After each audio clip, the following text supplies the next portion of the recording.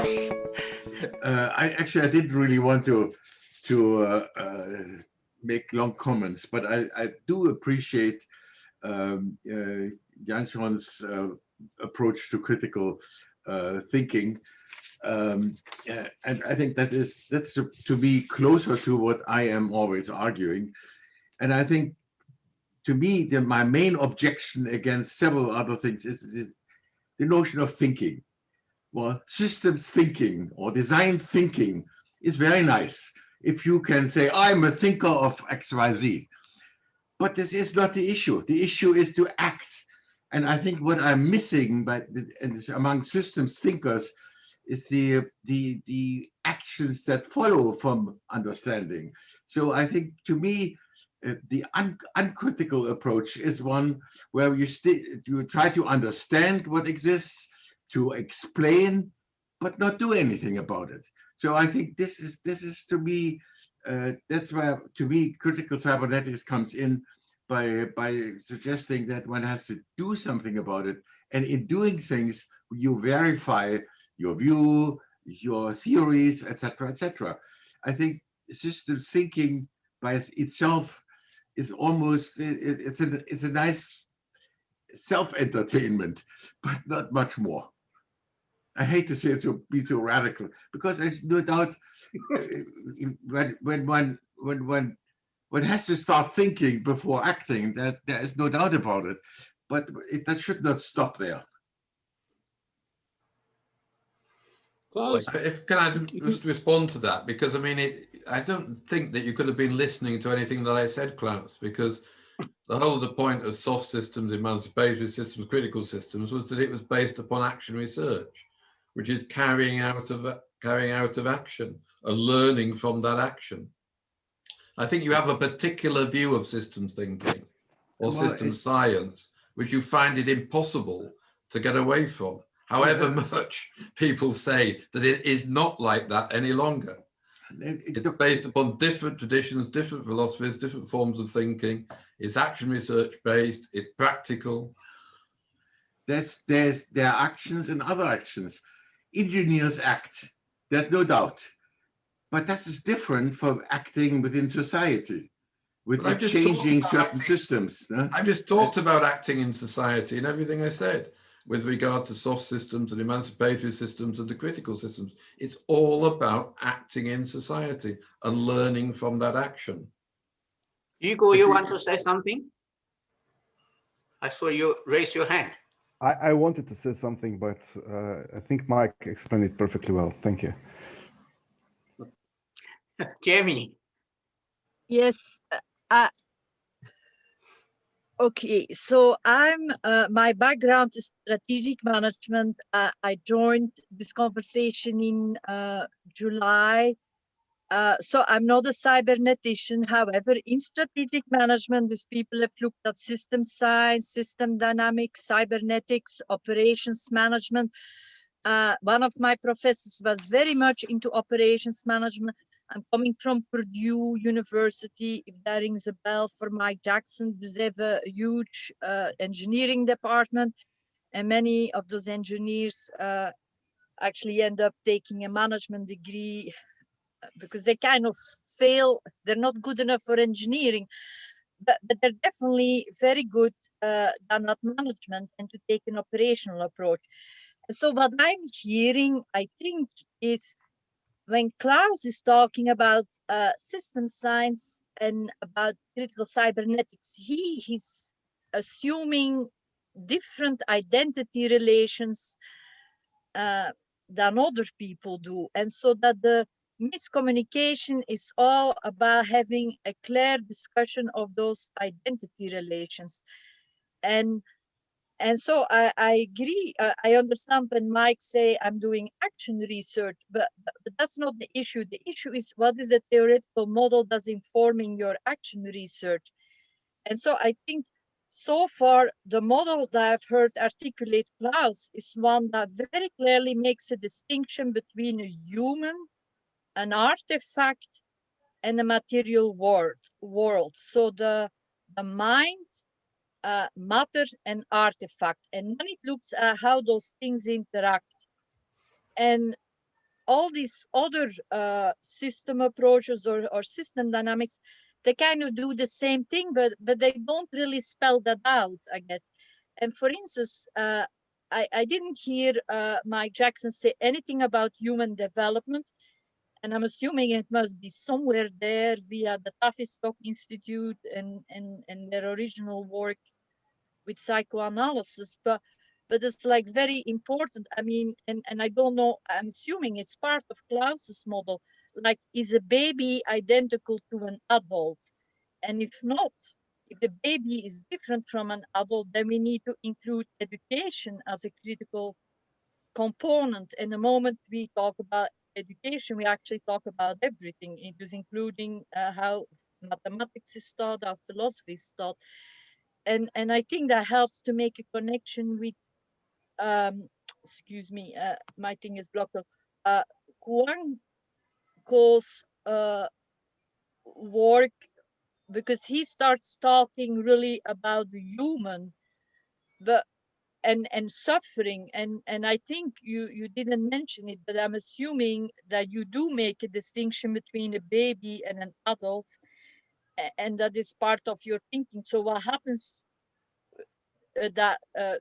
I mean, between the baby being a baby coming out of the womb and it being considered an adult participating in society? So just thank you for allowing me to make this comment. Bernard, you have a question to George? Bernard, we don't see you. Okay, who will be next? Laura, please. Baron, thank you for your presentation. You're dealing with power, violence, subordination. I think that's been a missing element because that distinguishes cybernetic worlds of information communication from physics. And so I like what you're saying. I would just like to suggest there is two people, Stephen Lukes, who wrote Radical Power, and his student, John Gaventa, my roommate in college, wrote about levels of invisible power and how power changes the blind spots of people and the affordances of people. And that may be very useful because the issue you bring up is really profound, is the reproduction of cybernetic processes that entail a person into subordination, into powerlessness. That's very profound. And we really need to have a thought process about power and how it works in social systems, because that's a conversational, symbolic structure, organization that we don't really have tools to work with yet. We have some, Klaus, go ahead. I'm glad, Laurie, that you bring up the issue of power. I wanted to talk actually about that too. Power is a metaphor from physics to start out. And in physics, it's very clearly defined, but in the social world, it's different. And it has very much to do with what Rancho points out with subordination. I take often an opposite point of view. Power is possible only if you subordinate. And if you invite someone and subordinate to them, then you give the power to someone. Think about current Trump and so on. If I see so many people that subordinate to someone and they give Trump the power to act. So power is not just in the powerful, but it is also the responsibility of the powerless to give up their agency. And that is what I'm actually saying about critical cybernetics, to point about the agency and asking, where is the agency given up, if you want, for power or for other purposes or towards technology. But I think this is a very important debate, not just to confuse the physical nature of power with the power in society. Lord, do you want to say something? Yes, also related to this. From my perspective, I would say a self-organizing system also has to be instantiated. It's instantiated in terms of an organization because it needs to be retained. In that organization, power naturally creeps in because an organization has a more positive side and a more negative side. There are different axes, there are different types of power. It needs to be continuously maintained and sustained and thereby reproducing power relations. And I don't see a necessity to go to action. And here I differ with Klaus, I think. I, I don't understand because action is very normative. Action requires that someone takes a position, makes a choice between the alternatives. And I don't see why the alternatives cannot be juxtaposed.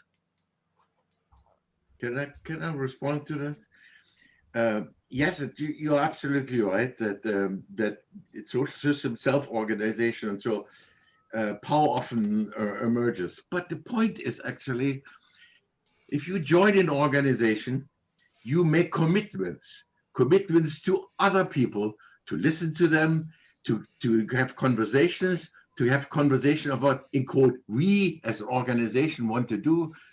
And then you introduce these we-ness to newcomers. And so that's where power comes in.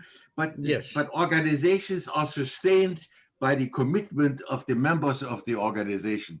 The organization does not exist without this commitment. They disappear. And then another thing that is, I think, very often ignored among system scientists, organizations don't exist all the time. At church, overnight, there's nobody there to sing, to celebrate. In work, from 9 to 5, an organization exists. Afterwards, it disappears. So where does it exist? It exists in part in the mind of those people who, when they come together, they start regulating themselves or each other in certain kind of cooperative ways. And then systems start to emerge. I think this is the fundamental difference between biological systems, where all the organs are constantly in interaction, and besides they cannot talk. But in the social world, that is just fundamentally different. So I don't know if I disagree with Lord, but I want to point out that the power is really the result of interactions of people to submit. And then is of course the issue that I think was also raised about pathology. I think that we didn't talk very much about it. I don't want to get too much in it, but this can also happen, and that's where I think critical cybernetics comes in an important way in this, because I think pathologies, if felt by people, that is what creates problems, if not revolutions, or disintegration of organizations. I would stress the importance of alternatives there. Oh, I think to me that is the most important part, because I think if you make a choice to be part of an organization, you make a choice between alternatives, and you constantly make choices. In fact, making choices is probably the most fundamental part of what cybernetics is all about. Thank you. Klaus, can I ask you a question? Yes, of course. So when someone becomes into an organization, say when you arrive at work in the morning, what resources, what components of the character of that individual are then become subordinated to the situation? I'm not so sure if I understand that question clearly. When someone comes in, I mean, if someone has been, let's say, for a long time, a member of an organization such as in a university, they know basically what is cooking. They know the rules. And when they come in, they say good morning, and then they start becoming part of the organization. but it can also change the organization by offering new courses, by changing faculty rules, etc., etc. And these are alternatives that people always have. I don't know if that. The focus of the question is on the notion of composition. What parts of the whole are submerged or subluminal, and then they suddenly come into being when they enter into the, say, the university building or the department or whatever. This is it's a very personal thing that's going on here, as I understand what you're saying. Peter Cariani and Bernard Scott, you two have interesting points going on in the chat box. Why not share them?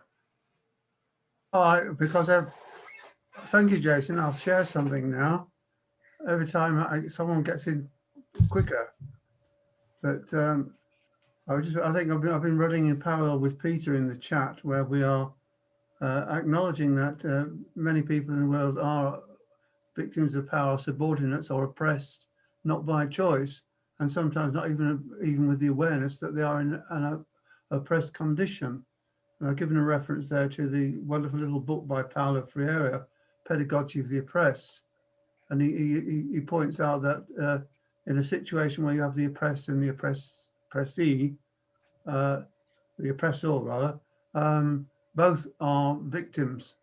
So real emancipation is about raising the awareness or changing the circumstances of the powerful and the victim, as it were. But so, I mean, we are full of, we've got slavery all over the planet. I don't think many people volunteer to be slaves, and some people, because they're illiterate and they're born into these conditions, as in Indian workers who are chained by the debt of their ancestors, as it were, from generation to generation. They just know this is just, for many of them, this is just normality. This is all they know. This is absolutely shocking. So, although I much agree with Klaus about the general situation of life in a civilized society, as it were, this is not how it is in many places, nor was it how it was in concentration camps and so on. So yeah, shocking things all over the place. I don't think the Uyghurs are being voluntarily subordinated at the moment either. So, point made. Peter? So, I mean, and then you go after Peter. It even goes beyond that. Most of societies around the world are wage slaves. They have to subordinate to some other private owners, or depending upon who owns their enterprises, they need to conform, and they don't really have a voice in determining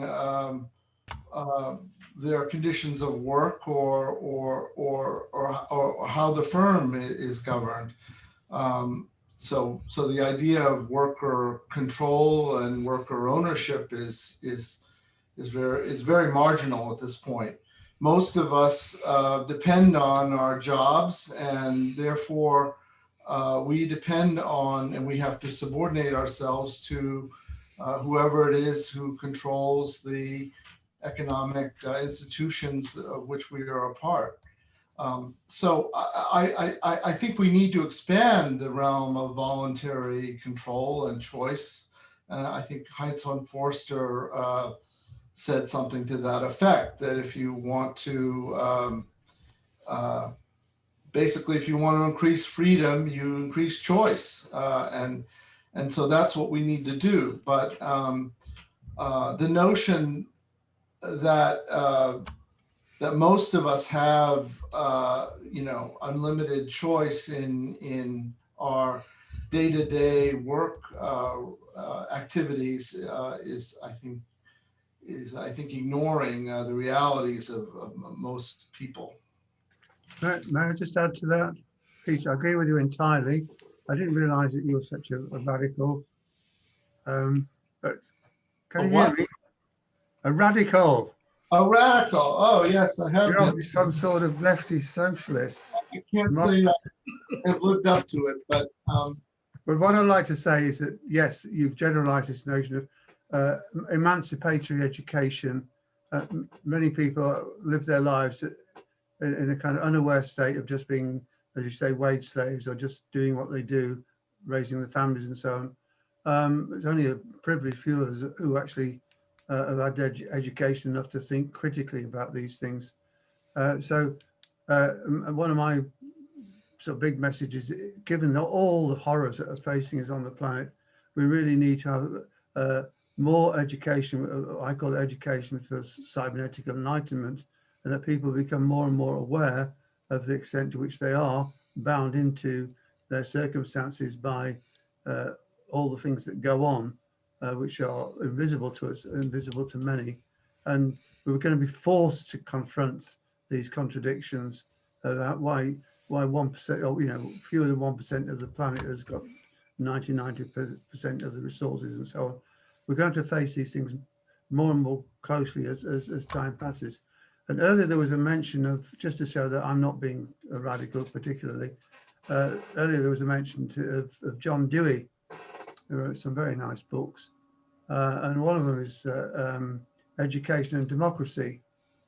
And he points out that, in simple terms, democracy is not just about someone having the right to vote.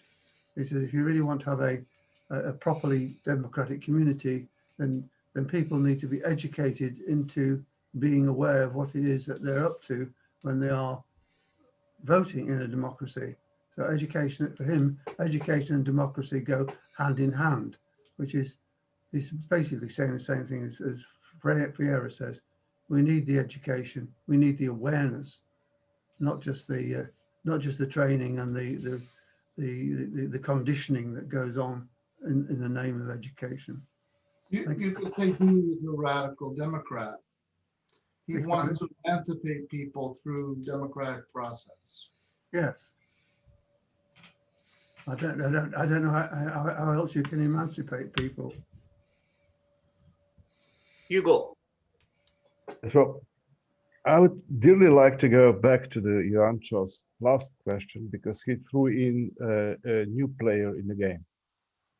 And I think it's fundamentally changing the game. The question was, if I presume correctly, we have this artificial intelligence who will deal with all of our current processes. And if people were active participants, white Caucasians people were presumed to be active participants in the system, more or less, with the power that joins in, we will become the passive ones, the slaves, the one who did not really control the environment. And I think this is quite serious threat or fear to be handled with.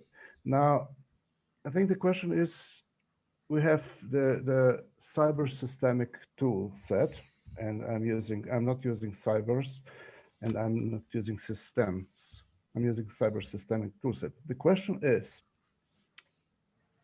how big is the gap between the new reality which is coming and our existing tool set? Because obviously we will need to upgrade it. Frankly, everybody's asking what is going to happen. So this is this black swan, which is coming. We see that it's coming, but we have no idea what it's going to bring. Yeah. So I'm not providing answers again, putting questions in. Igor, I'd like to comment on that. Because you talk about the tool set, and the question with tools is who's using them and for what purposes.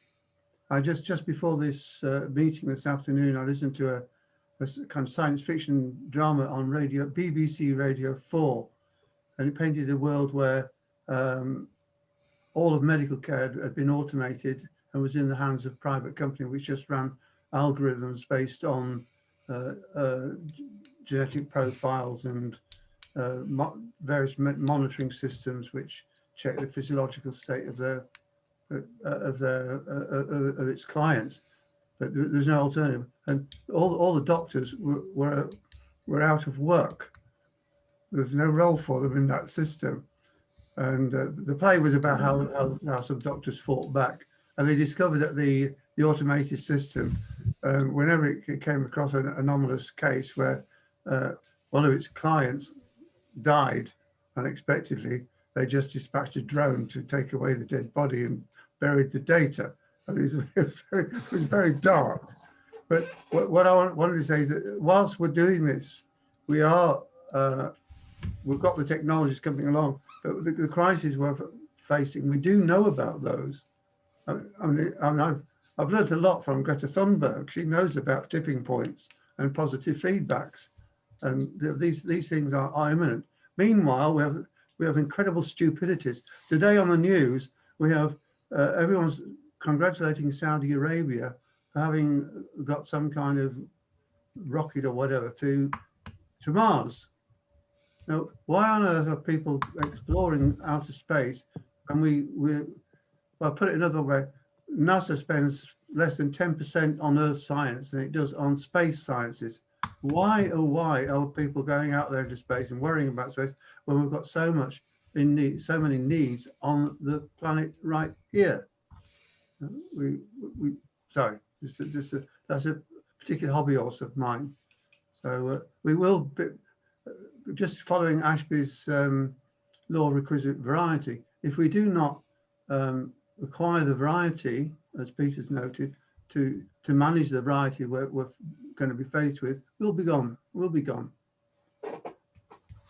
Peter, can I ask you, if you raise those questions and you say they are unanswerable, are they researchable?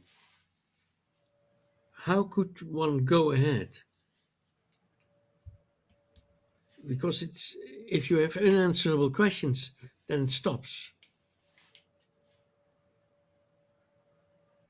Are you addressing me or some other Peter?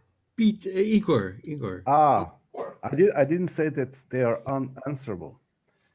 I was saying that in order to answer them, I think we should work on our methodology, so to close the gap which we have. That's something. So it's not. Can you take that one step further? What would you do with the methodology? What are you going to do? Well, first of all, try to elaborate the process, to predict the process which is going to take with artificial intelligence invoking in our lives, so that frankly we have a chance to co-design it, not just be a passive That's a observer. kind of technology assessment. Is that technology assessment? But that's not only technology assessment, it's the implications of the technology to the society and the feedbacks of the society to the technology. So it's a very dynamic and very complex process. It's a process of reshaping the society with basically the new player in the town, and really anticipating. And I like the comments from Bob saying it's not a black swan, it's a gray rhino. Yeah, so it will have great impact on us. And right now we are in the position to prepare for it, at least a little bit. Probably it will take us off guard. Probably we will have to adapt to things. For instance, I really like observing China, what they're doing, just to see, to learn from their mistakes, because those are horrible. And there are two other players, USA, of course, and Russia, who are developing their systems. And then there's Europe, who are trying to develop a different strategy, which is not focused in centralizing the data in someone's hubs, but democratizing the data. Because obviously now we don't only have the real world, we also have the image of the real world, which is in the data world. And it's getting closer to the real world. Thank God it's not there, So the quality of the real world information and the data stored somewhere is still huge.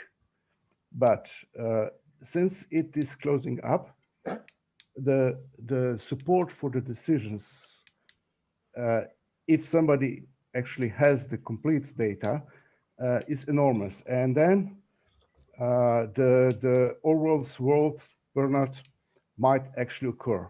Now, is there a chance to democratize data, to actually see who really has the data, what to do with that, you know, and all of this has to be governed, and the dynamics of that largely exceeds what we are posting now.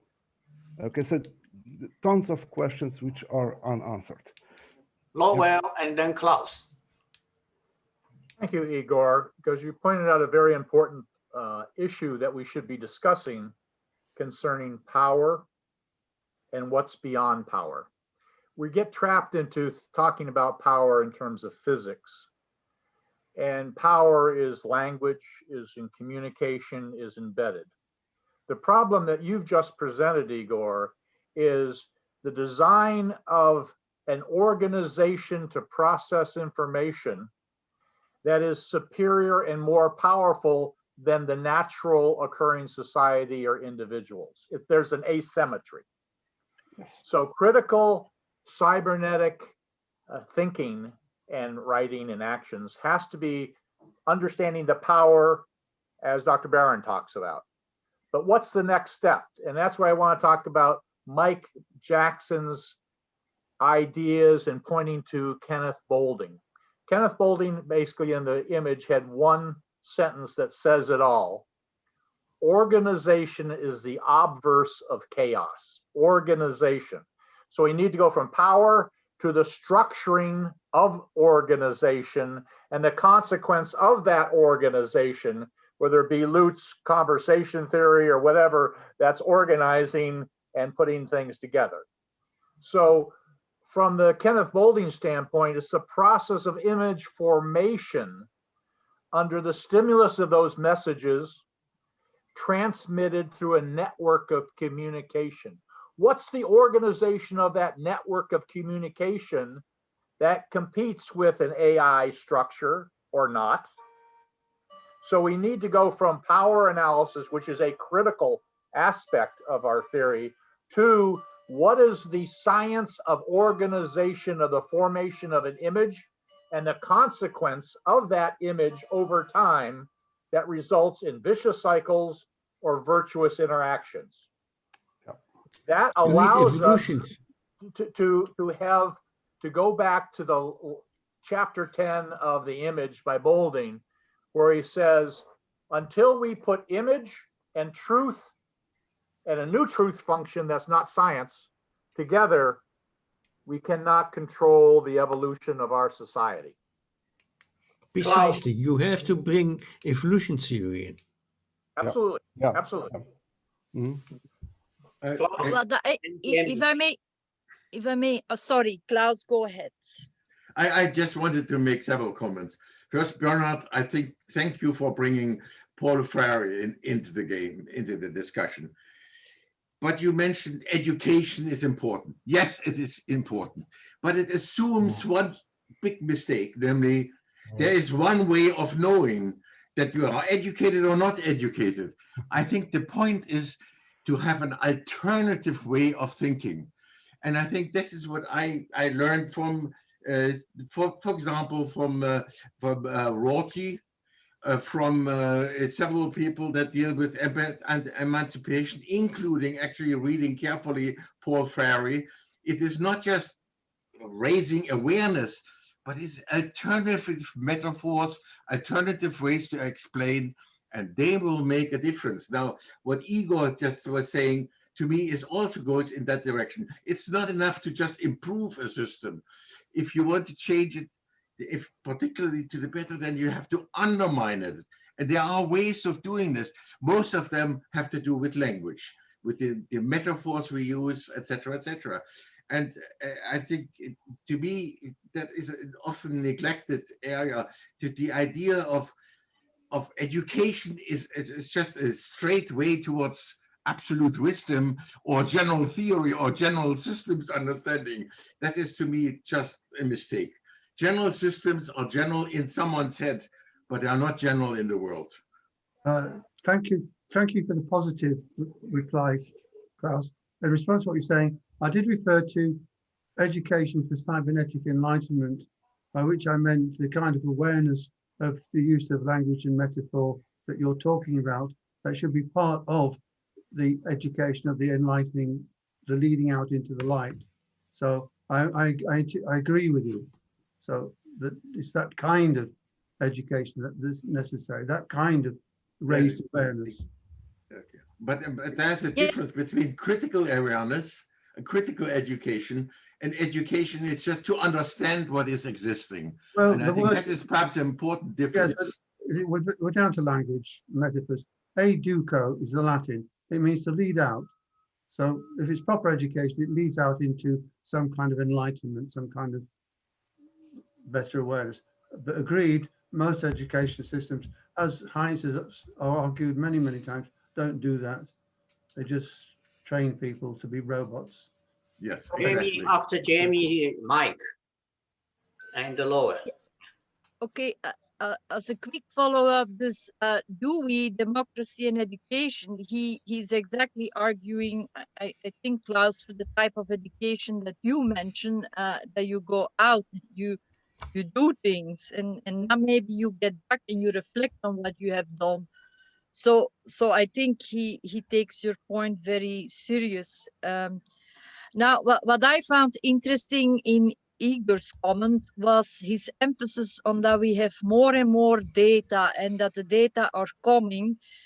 And I couldn't help but think about someone who said, actually, it's not about the data. I mean, it's really more about us and why we're collecting data. And so it's really, and all these other questions come afterwards. So it's about solving a problem, and what is the problem we're trying to solve.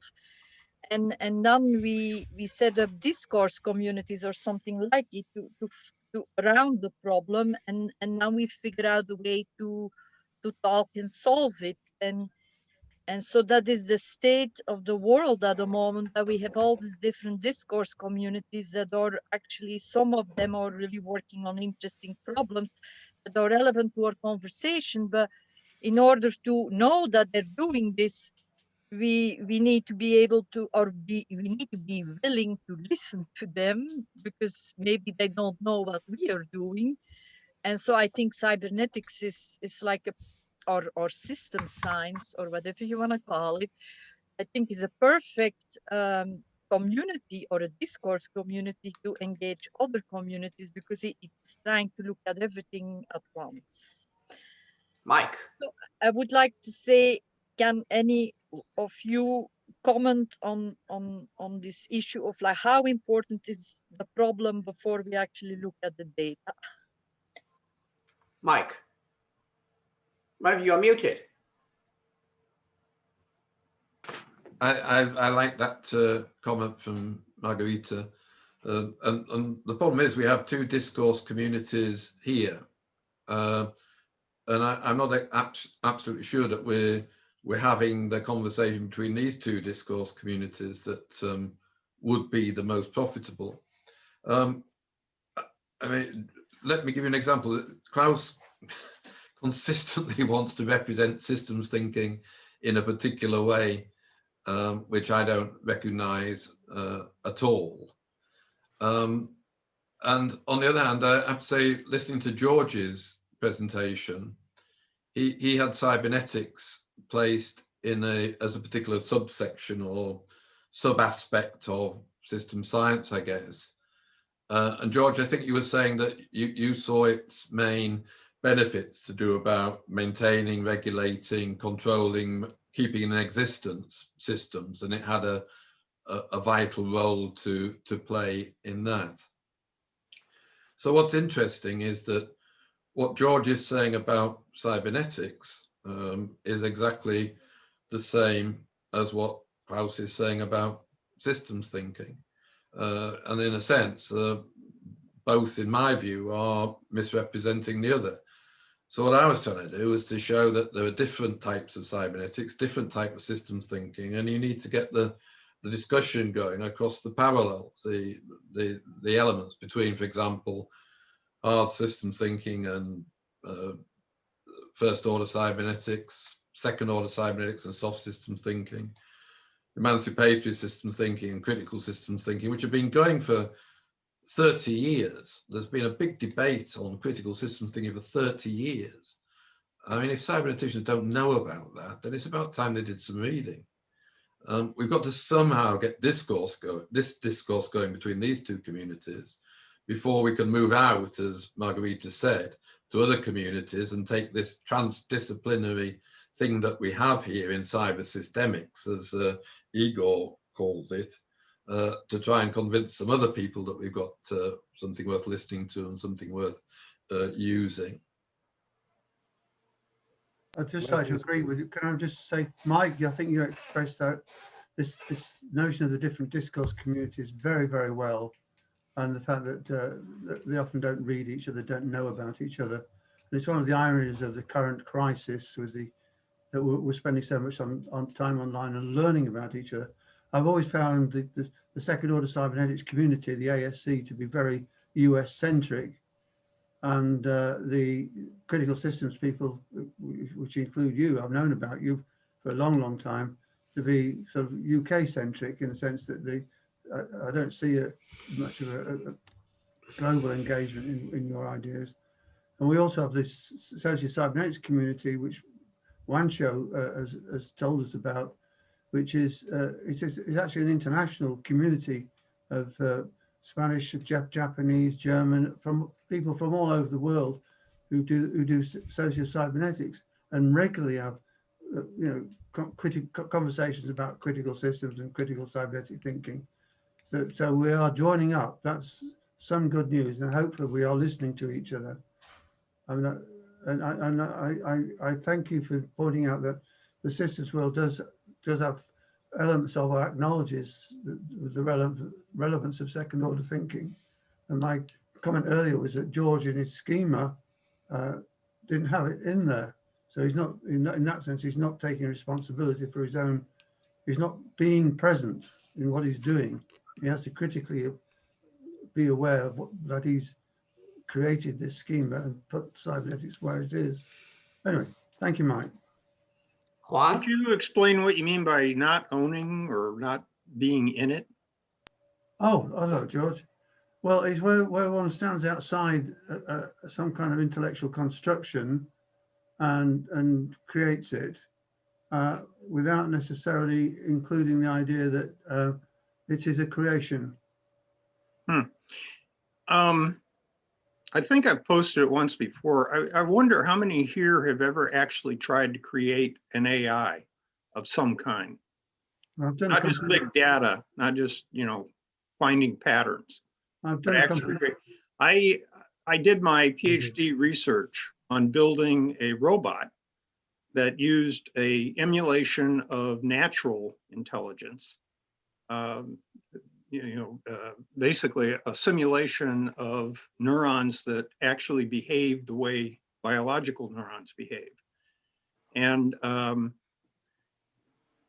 which involved a lot of cybernetics. And so I don't know what you're assuming about me and what I've done in the past, but I can certainly send you a link to articles about that research and book chapters and so on and so forth. Well, thank you. I don't wish to be, sorry, I have to respond to that. I don't wish to be hugely critical, George, but I didn't see, you mentioned second order cybernetics, all the kind of critical systems that thinking that Mike has referred to. That's all I'm saying. I myself did a computer simulation of the acquisition of keyboard skills, as a piece of cognitive psychology for my PhD. So I know what to do, I know what models can do, but I don't see what that has to do with taking responsibility for how one sees the world. Well, you might want to pick up a copy of my newest book, when it gets out. Ah, Okay. So yes, I do take a little more responsibility, and I think you're. you certainly do. Forgive me, yes, sir. I've looked at the I contents.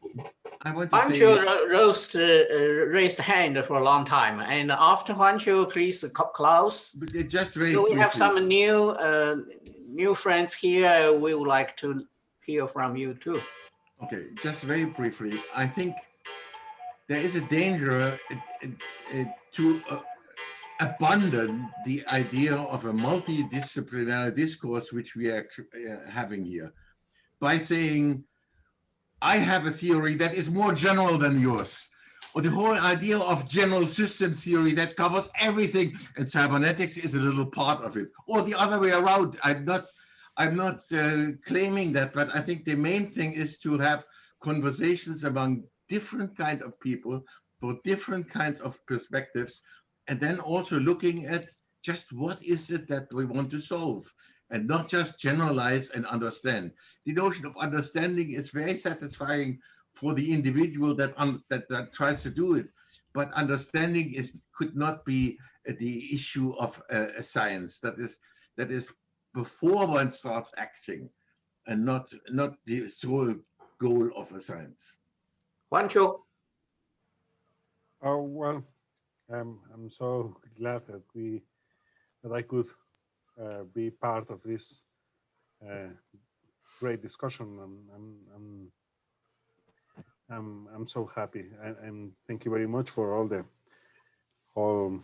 I hope that we can keep the discussion, but I just want to raise three things that I think are important to highlight.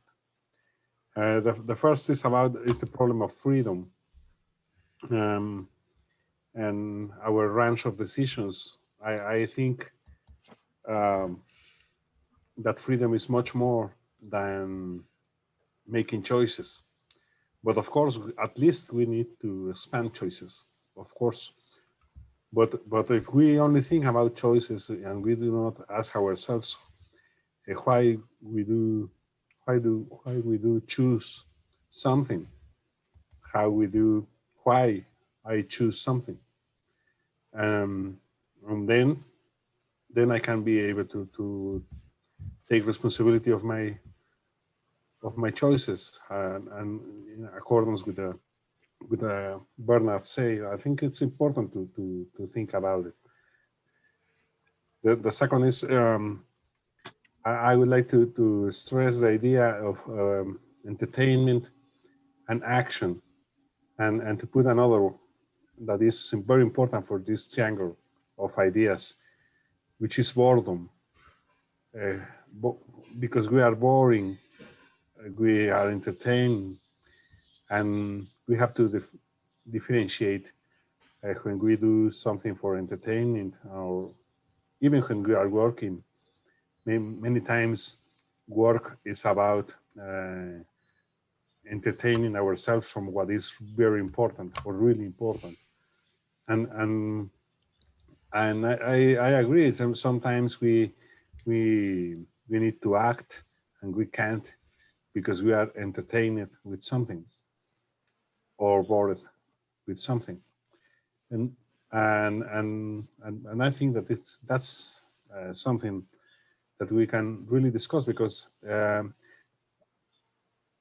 for many philosophers, that's the basic idea for violent ourselves and violent others. You know? And because many times we can say that we are responsible of our misery. We can say that, but many times it feels like it's coming from the environment, from decisions others make, and so I think that it's important. It's important to raise that issue, and of course, the rhino. I think what Igor is presenting us is very important. This gap that is coming, I think, is huge, and I know if we understand that the more information you have, or the more information you can process, the more power you can gain, then we are in a big trouble, because according to Techmark, the scenarios are, well, the first one, the positive one, the one that is singing the song of Monty Python, would be that human cyber intelligence, artificial intelligence, and all animals, animated and non-animated beings, live in peace and harmony. The second is that some groups of humans, let's say, I don't know, Elon Musk and his friends, manage to keep under control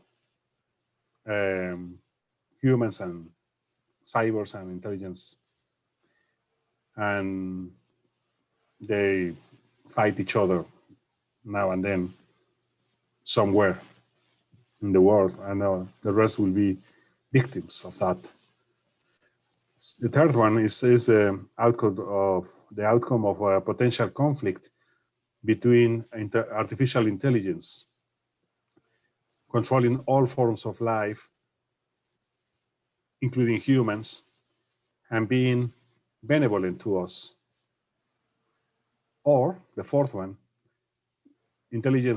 artificial intelligence comes to the conclusion that humans can be used as we use other animals, and I don't know, create physical and virtual forms of reclusion as we are living now,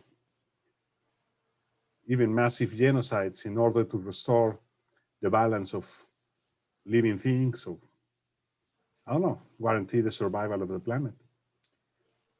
So this is a rhino, and I think it's a huge one. And well, I think that with the cybernetic thinking is capable to deal with this exercise of anticipation and adaptation, not only about studying it or alerting of it. So I want to thank you very much for all this conversation. I'm glad that we could start this. I'm glad of being part of this, and I will try to join the more often I can, because this is a great space for learning. And thank you very much for all your comments and for receiving this reflection so well. Thank you. I'm sure. Yeah, Hugo, Beer. Hugo, you're muted. Oh, you.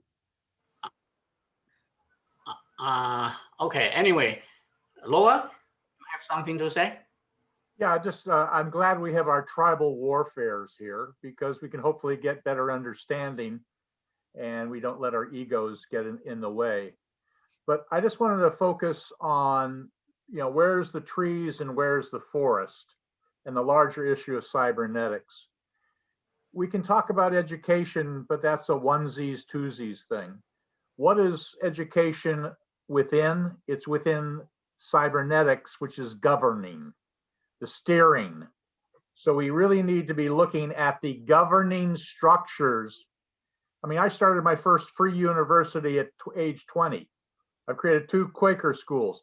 Yes, that can make onesies, twosies changes, but it doesn't do the systemic change required to deal with the governing structure that deals with what Klaus calls agency.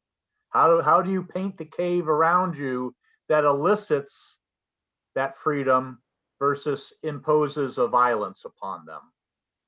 So let's get back to that idea of governing and governance, and how we paint our caves and construct, not individualist construction, it's construction of our artificial environment designed by the most unnatural of natural animals, humans. So that ability to come up with how do we design not just and interact with the natural world, but our own designed world. So how do we design design? I'm sure this has stimulated a lot of thinking process going on in each of you. Who will be proposing new topics or follow-up topics? Whoever you have some new wording of titles, and would you write it up and send it out to me? We have a new friend, Louis here. Would you like to say something? You're muted. Yes, thank you very much. It's my pleasure to participate for the first time to this forum. I find it so interesting because of the diversity of thinkers, different perspectives that can improve the way we conceptualize different areas of knowledge and practice. Personally, I am a medical doctor, a public health specialist, and I am working on ways of improving public health systems using systems thinking approaches, particularly the critical systems thinking. So I learned a lot today, and I'm looking forward to participate in future discussions. Thank you. Thank you. Robin, you're a new friend too? Yes, I'm a new friend, and thank you for inviting me. It's been a very interesting conversation. I would like to present, I think at a future time, my approach, which is, I think, somewhat different to the approaches which have been talked about today, but attacks the same sort of problems. Sure. Send me the topic, a title, abstract, and outline, and we'll call for discussions, organize new sessions. I would like to encourage Luis on the medical side, the difference between a hospitalization model and a public health model, and yes. how do the different systems operate. So you look at West Virginia, which doesn't have many hospitals, but has good public health, and they're leading the nation in vaccinations. So we may have the best medical system, but we don't have a public health system here. What's the difference? Good idea. Yes, it's interesting. Okay, send me your topics and we'll continue this one way or another. Thank you, Jason. Thank you.